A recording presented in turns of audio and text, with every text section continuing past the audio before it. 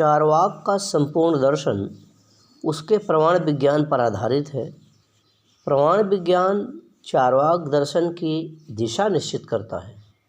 ज्ञान के साधन की व्याख्या करना प्रमाण विज्ञान का मुख्य उद्देश्य होता है। चारवाक प्रत्यक्ष को ही ज्ञान का एकमात्र साधन मानता है। सही ज्ञान को प्रमा कहते हैं। ज्ञान के विषय को प्रमेय तथा ज्ञान के साधन को प्रमाण कहा जाता है। चारवाक के अनुसार प्रमा अर्थात यथार्थ ज्ञान की प्राप्ति प्रत्यक्ष से संभव है। चारवाक प्रत्यक्ष को ही एकमात्र प्रमाण मानता है। इस दर्शन की मुख्य उक्ति है प्रत्यक्षमेव प्रमाणम, perception is the only source of knowledge. Charvaka का यह विचार भारत के अन्य दार्शनिक विचारों से भिन्न है। जैन दर्शन और सांख्य दर्शन में ज्ञान का साधन प्रत्यक्ष, अनुमान और शब्द को माना जाता है। वैशेषिक दर्शन प्रत्यक्ष और अनुमान को प्रमाण मानता है। न्याय दर्शन प्रत्यक्ष, अनुमान, शब्द और उपमान को प्रमाण मानता है। इस प्रकार प्रमाण जैन और सांख्य दर्शनों के अनुसार 3, वैशेषिक के अनुसार 2 तथा न्याय के अनुसार 4 हैं। चारवाक के अनुसार प्रमाण 1 है। चारवाक ही एक ऐसा दार्शनिक है जो सिर्फ प्रत्यक्ष को ही प्रमाण मानता है। अन्य दार्शनिकों ने प्रत्यक्ष के अतिरिक्त कम से कम अनुमान को भी प्रमाण माना है। इस दृष्टिकोण से भारतीय विचारधारा में चारवाक का ज्ञान शास्त्र अनूठा है। प्रत्यक्ष का अर्थ होता है जो आँखों के सामने हो। प्रत्यक्ष के इस अर्थ को लेकर आरंभ में चारवाक आँख से देखने को ही प्रत्यक्ष कहते थे, परंतु बाद में प्रत्यक्ष के इस संकीर्ण प्रयोग को उन्होंने अनुचित समझा। इसीलिए प्रत्यक्ष को वह ज्ञान कहा गया जो इंद्रियों से प्राप्त हो। हमारे पास 5 ज्ञानेंद्रियाँ आँख, कान, नाक, त्वचा और जिह्वा, इन 5 ज्ञानेंद्रियों से जो ज्ञान प्राप्त होता है उसे प्रत्यक्ष कहा जाता है। आँख से रूप का, कान से शब्द का, जीभ से स्वाद का, नाक से गंध का और त्वचा से स्पर्श का ज्ञान होता है। प्रत्यक्ष ज्ञान के लिए 3 बातों का होना आवश्यक है। नंबर 1 इंद्रिय, सेंस ऑर्गन, दूसरा पदार्थ ऑब्जेक्ट, तीसरा सन्निकर्ष कांटेक्ट।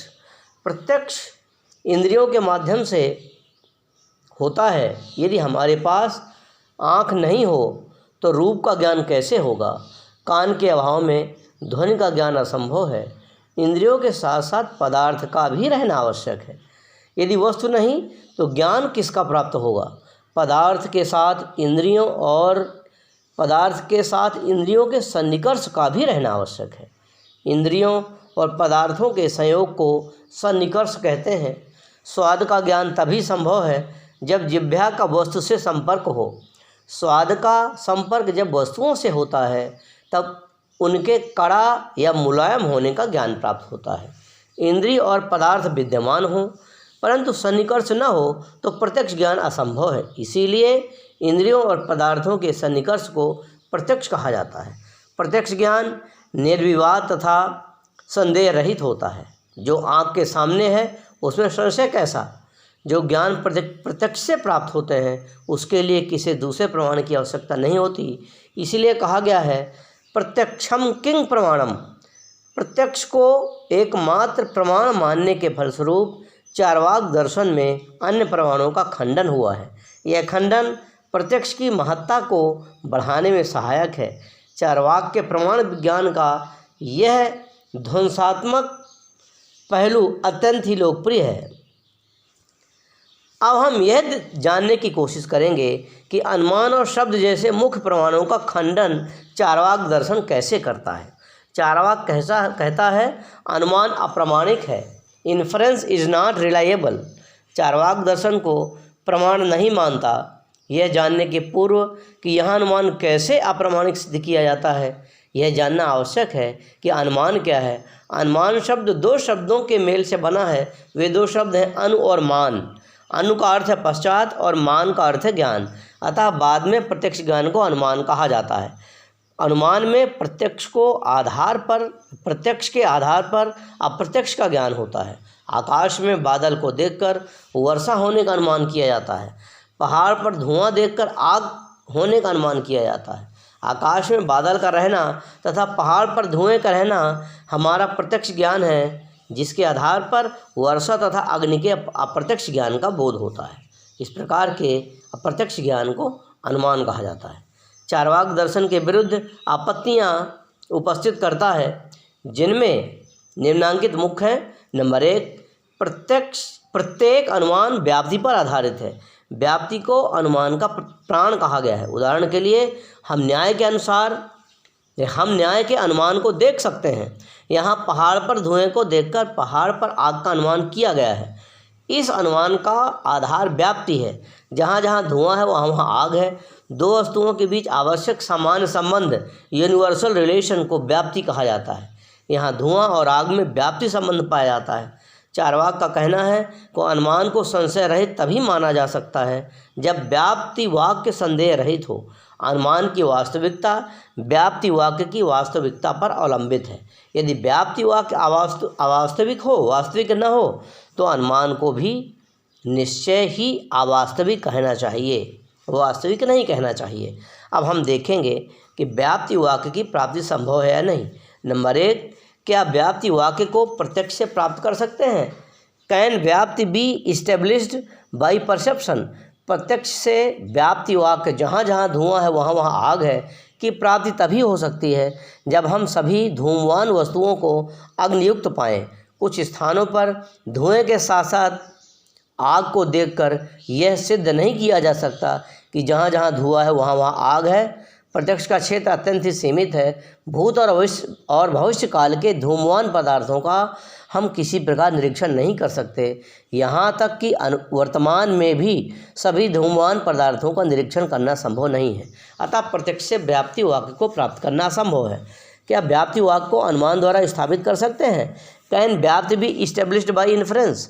व्याप्ति की सत्यता अनुमान के द्वारा असिद्ध है।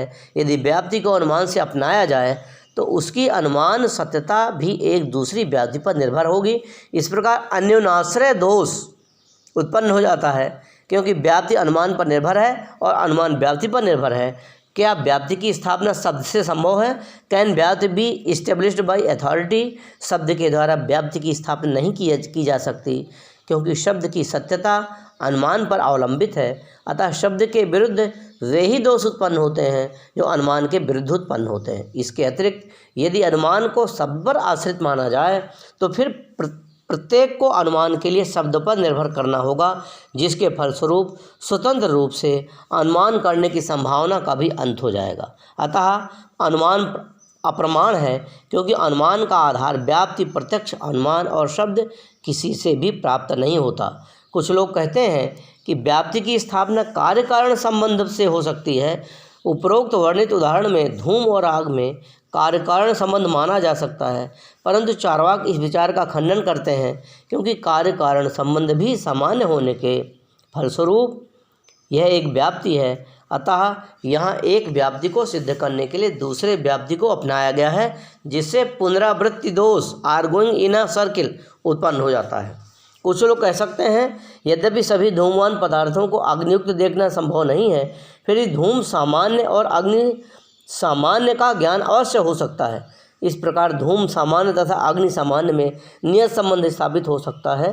चार्वाक के अनुसार ये विचार निराधार है, क्योंकि वे सामान्य की सत्ता नहीं मानते। उनके अनुसार व्यक्ति की सत्ता ही सत्य है। यदि थोड़ी देर के लिए सामान्य की सत्ता मान भी ली जाए तो हमारे लिए दो सामान्यों धूम सामान्य और अग्नि सामान्य का ज्ञान प्रत्यक्ष से असंभव है, क्योंकि हम उन सभी धूमवान पदार्थों का प्रत्यक्षीकरण नहीं कर सकते हैं जिनमें धूम सामान्य वर्तमान है।